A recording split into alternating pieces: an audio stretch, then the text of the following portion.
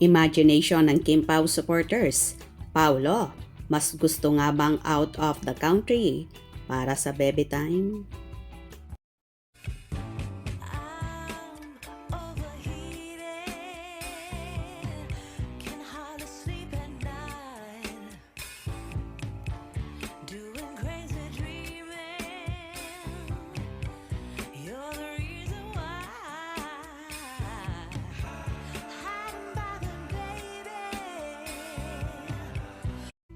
Kung ano-ano na nga lang ang nagiging imahinasyon ng solid Kim Pao supporters dahil nga hindi nagpaparamdam ang rumored magkasintahan na sina Kim Chiu at Paolo Abilino. Alam na daw ng mga taghanga once na tahimik ang dalawa at hindi active sa social media, ito ay nangangahulugang magkasama sila. Kasalukuyan kasi na nasa Paris, France si Paolo kasama ang dalawang direktor na sina Direk Dan at Direk Tonet. At syempre, with his lady na si Miss Nadine Lustre. Nagsushooting nga kasi sila ng movie doon.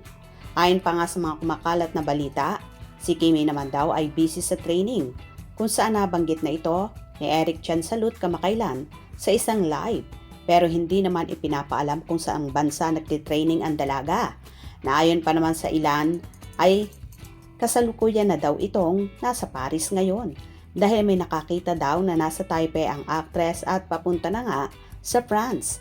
Kaya naman umingay ang haka-haka na malamang daw ay sumunod si Kim kay Paolo, kung saan may nagsasabi pa na namataan na daw ang dalawa sa isang coffee shop na magkasama at nagkakape together. May nagsasabi naman na ilang fan na mas gusto daw ni Paolo na out of the country sila ni Kimi dahil malayo sa mga mata ng marites at paparazzi, kung saan nagagawa nila ng malaya ang mga gusto nilang gawin. Narito naman ang hanash ng kapanihan. Patunay na ang bahay-bahayan, kailangan si housewife alagaan at ipagluto ng masarap na pagkain si husband. Babe, basta ko tiwala sa Kim Pao. Ha ha ha ha, di nga sila alis sa isip ko.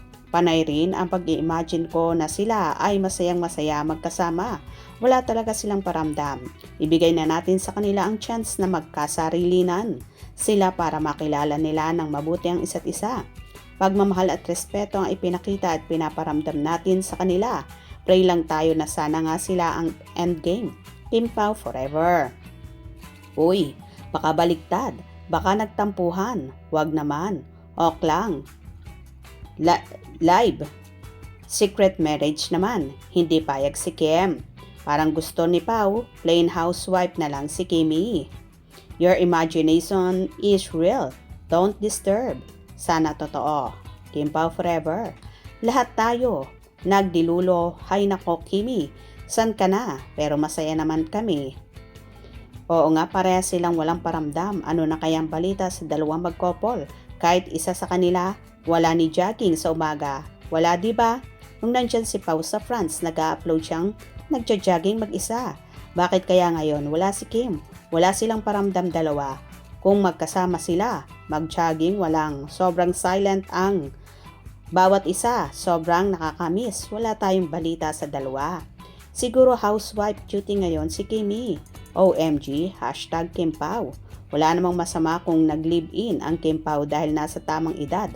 Mabuti na yon for security reason. Walang didikit na mga alupores. Diyan hindi lang sa panaginip pero totoo. Ano na kaya nangyayari sa Kim Pao? Nag-live-in sa imagine ko magdamag nagpaligaya si Kim at Pao. Sana nagpakasal na sila para magkaroon ng baby girl. Same tayo ng mga iniisip tapos nakabuo ng kambal. Mas lumala ang dilulo natin ngayon be. Sa sobrang pagkamis sa Kim Pao. May chance baka nga totoo yung live-in kasi marami talagang nakakita mga kapitbahay ni Pao.